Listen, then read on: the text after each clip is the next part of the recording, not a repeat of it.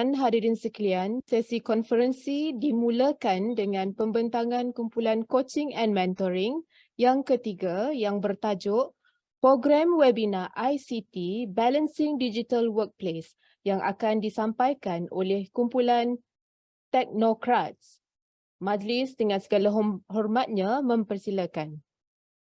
Bismillahirrahmanirrahim. Assalamualaikum warahmatullahi wabarakatuh dan salam sejahtera. Terima kasih kepada Puan Pengacara Majlis. Sebelum saya mulakan pembentangan hasil program webinar ICT, suka saya kongsikan sedikit sorotan program webinar ICT untuk tatapan para hadirin sekalian.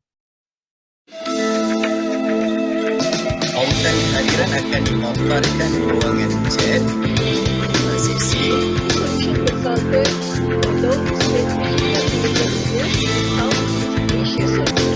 Saya bacakan nama penceramah. Assalamualaikum warahmatullahi wabarakatuh. Ini merupakan webinar ICT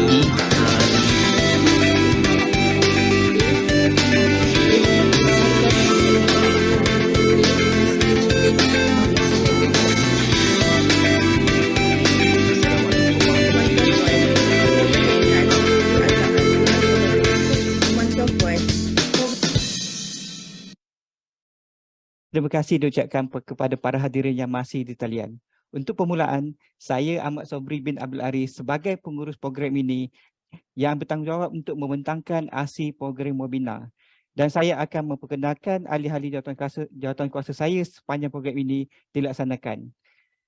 Untuk permulaan, Encik Muhammad Hairi Muhammadiyah selaku penasihat kepada kumpulan kami dan Puan Sarah Sazwani sebagai ahli jawatan kuasa publicity, Puan Samsuriati sebagai bendahari, seterusnya adalah Puan Iswani sebagai pereka grafik.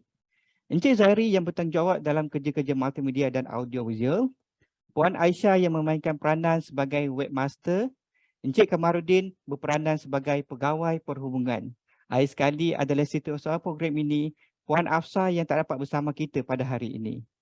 Okey, untuk permulaan saya akan terangkan sikit berkenaan logo kumpulan kami, iaitu dalam paparan skrin sekarang ni, logo ini kami gabungkan antara nama kumpulan kami dan juga tema webinar, iaitu di atas tu kalau para hadirin nampak dia adalah ICT Webinar 2021 adalah nama kumpulan kami, dan di bawah tu adalah nama tema webinar kami, iaitu Balancing Digital Workplace.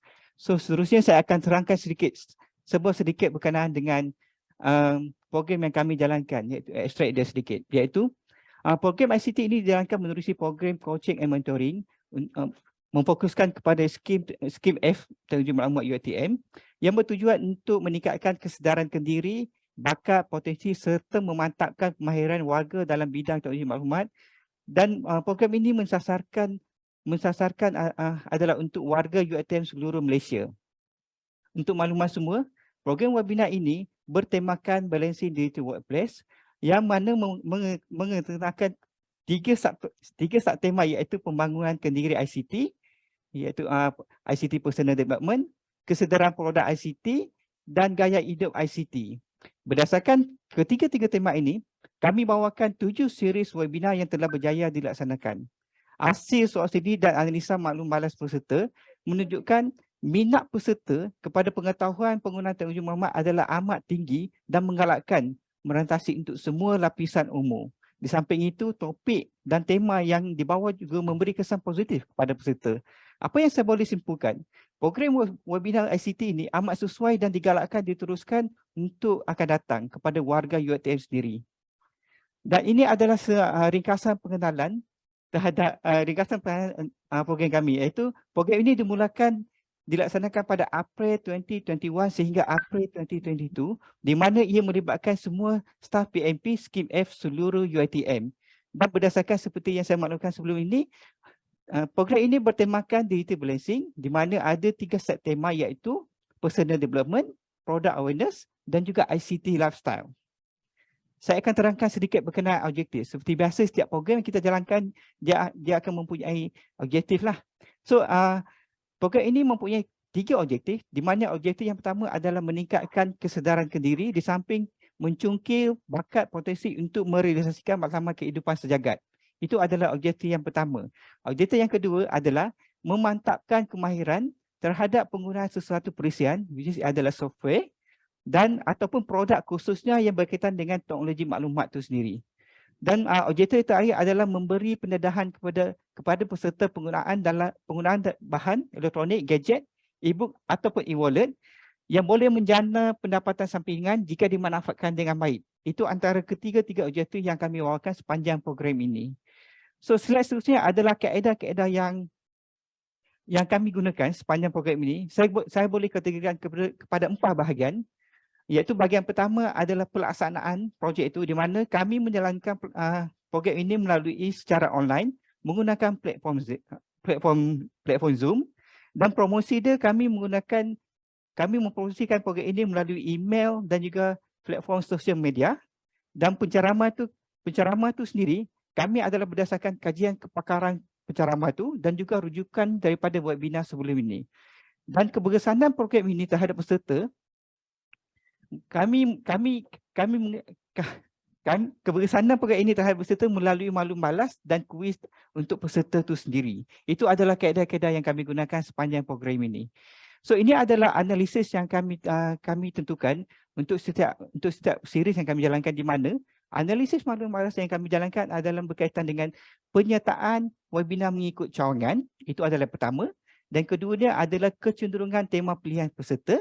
Seterusnya adalah kekerapan bilangan penyertaan peserta, faktor menyertai program webinar, tahap pengetahuan peserta sebelum dan juga selepas peserta menyertai program itu, dan penilaian terhadap penceramah itu sendiri, dan penilaian pengendalian program, dan yang terakhir sekali adalah pengalaman penyertaan dalam webinar. Itu adalah kaedah-kaedah maklum balas yang kami jalankan. So ini adalah hasil analisis yang kami jalankan ataupun hasil dapatan makluman balas, di mana graf ini menunjukkan adalah berdasarkan series yang kami jalankan mengikut negeri, di mana jika kita nampak dekat graf ni ada dua siri yang dapat sambutan tinggi untuk semua negeri, di mana siri webinar itu adalah melibatkan travel dan juga security. So itu secara rangkuman je.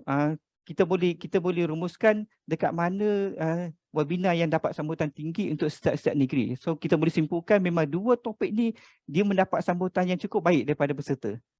Itu dari segi ini pula slide ni menunjukkan ada kekerapan peserta menyertai webinar kita, di mana graf ini menunjukkan kekerapan peserta tu ataupun berapa kali peserta menyertai webinar kita. So menunjukkan dekat graf ni peserta yang pertama kali adalah tinggi menyertai webinar kita.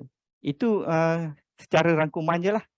So ini adalah faktor penyertaan peserta tu menyertai webinar kita, di mana kalau kita nampak dekat graf ni ada dua faktor yang amat tinggi di mana peserta yang menyertai webinar ni, di mana faktor yang pertama, peserta menyertai webinar kita ni berdasarkan untuk meningkatkan pengetahuan dan kemahiran dia, dan juga topik yang kita bawa tu dapat menarik peserta kita untuk menyertai webinar kita. Itu adalah dua faktor yang tinggi.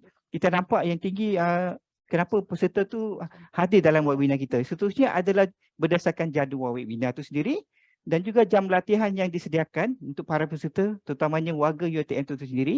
Dan yang terakhir ni adalah mempunyai kaitan dengan pekerjaan diorang.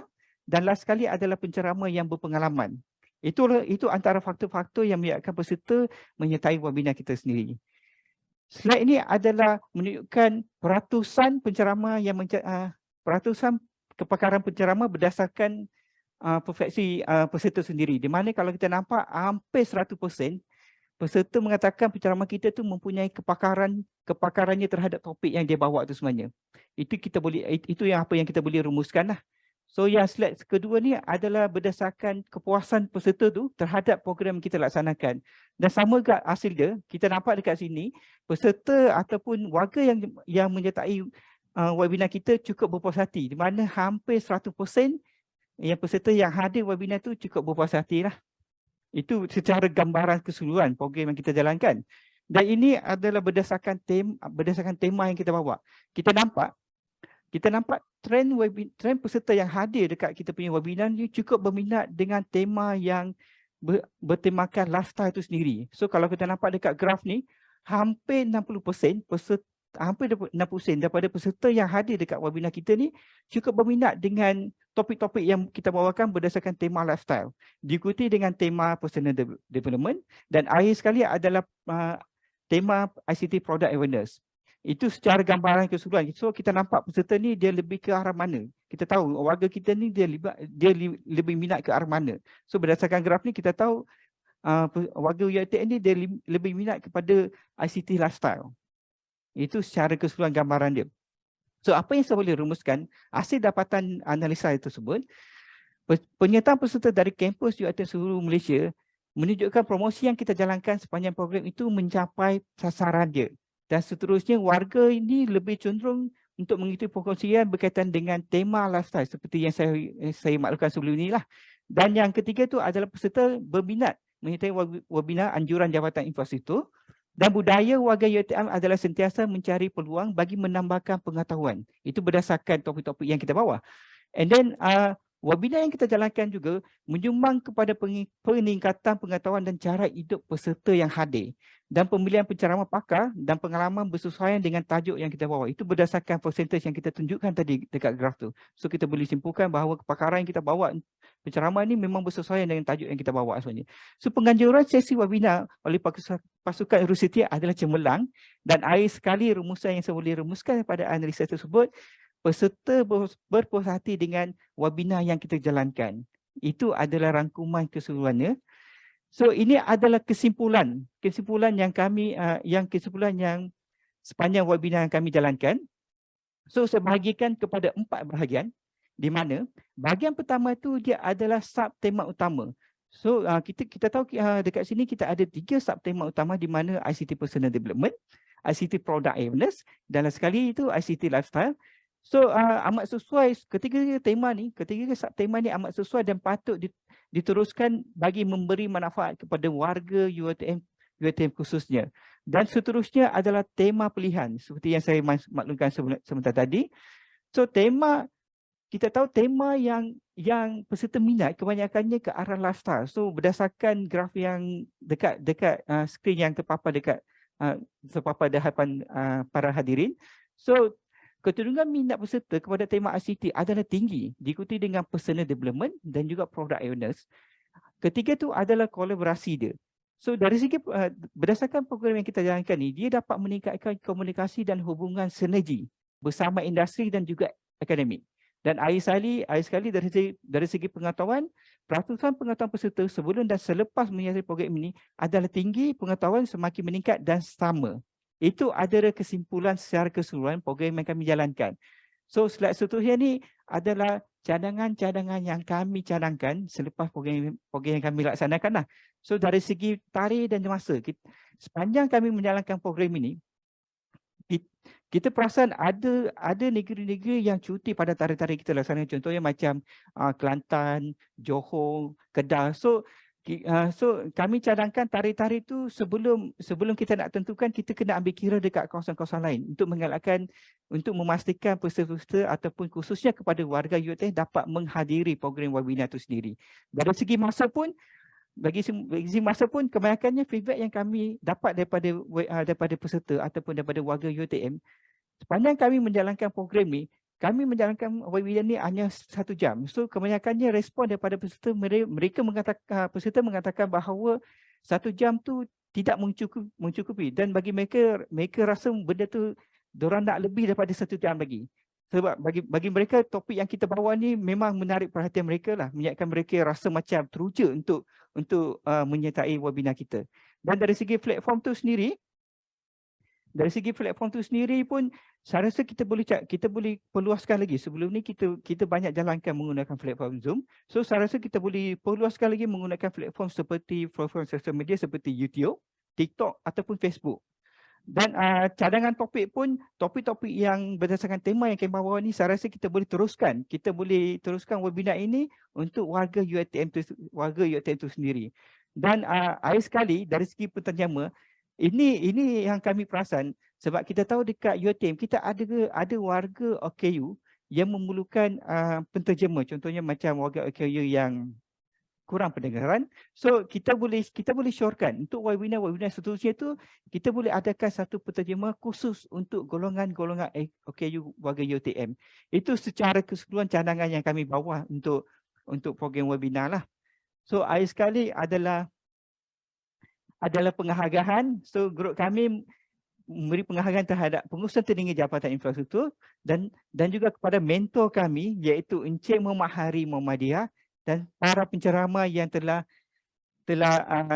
menyumbang untuk program webinar kita. Dan seterusnya saya pun ingin merakamkan setinggi-tinggi penghargaan kepada semua ahli jawatankuasa khususnya Arusutia Webinar ICT sendiri kerana telah membantu kami untuk menjayakan program webinar sepanjang 7 series yang kami jalankan. So sebelum saya mengakhiri, untuk satu slide lagi, kami sebelum kami melaksanakan program webinar, kami ada sedikit membuat rujukan, membuat kajian melalui mentor kami sendirilah dari segi proses kerja, bahan maklumat itu sendiri. Dan satu lagi kami membuat rujukan daripada webinar ICT yang sebelum ini dilaksanakan berdasarkan analisa webinar 2020 dan juga topik pilihan tu. Dan juga akhir sekali adalah maklum balas yang mereka perolehi. So itu adalah input-input yang kami gunakan untuk kami laksanakan program webinar kami lah. So akhir sekali sebelum saya mengakhiri pembincangan ini, saya ingin mengucapkan terima kasih kepada semua peserta yang telah menyokong dan hadir webinar ICT. Sekian dari saya. Assalamualaikum warahmatullahi wabarakatuh dan salam sejahtera. Teknokrat, Dancing Digital Workplace.